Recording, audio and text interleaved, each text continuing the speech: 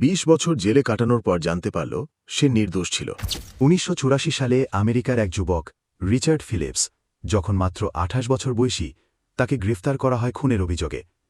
Police বলল সে এক ব্যক্তিকে গুলি করে হত্যা করেছে, অথচ তার কোনো প্রমাণ ছিল না, শুধু একজন লোকের মিথ্যে সাক্ষ্য। আদালত তাকে জীবনভরে জেল দিয়ে দেয়। সে কিছুই করতে পারেনি, শুধু জেলে বসে নিজের নির্দোষিতা প্রমাণ করার চেষ্টায় থাকে।